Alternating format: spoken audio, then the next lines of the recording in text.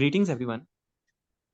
The topic for our major project is design and analysis of SRAM array with optimal sense amplifier. We as a team working on different parts of our project.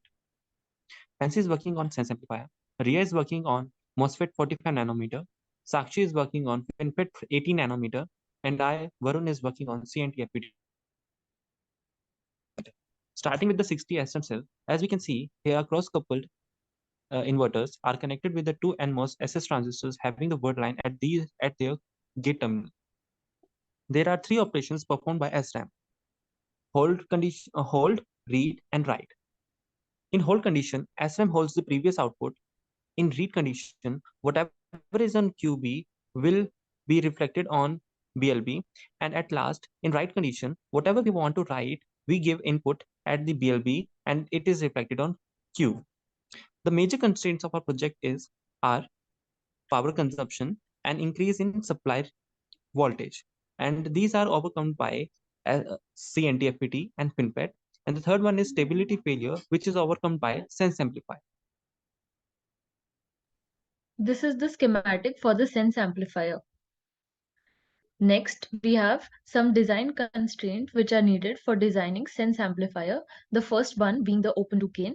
Next is the input impedance. And lastly, there is the steady DC current which is needed at the initial stage of differential amplifier at each input.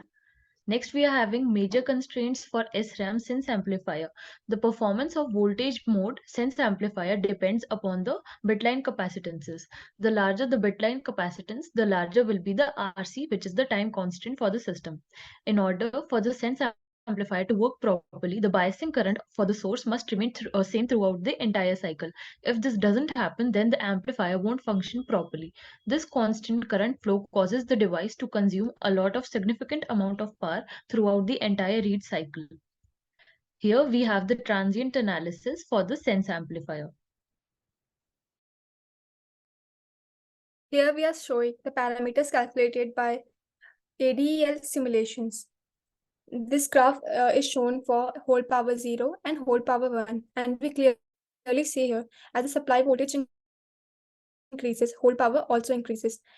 And the same thing happens with read power and write power. There is an increase in the exponential graph as the supply voltage increases, and power consumed by read power and write power is called read and write power respectively.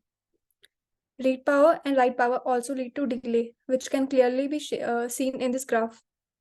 As with increase in supply voltage, the delay is decreased. This is the window of ADL simulations in Cadence Virtuoso.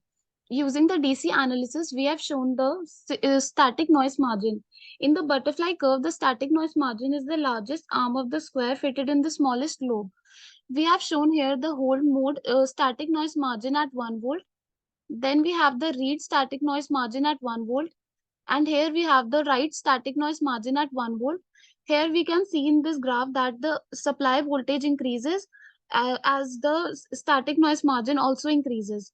As the outcome of this project, we are writing a research paper on this project and abstract part is done and we are about to start with the introduction part.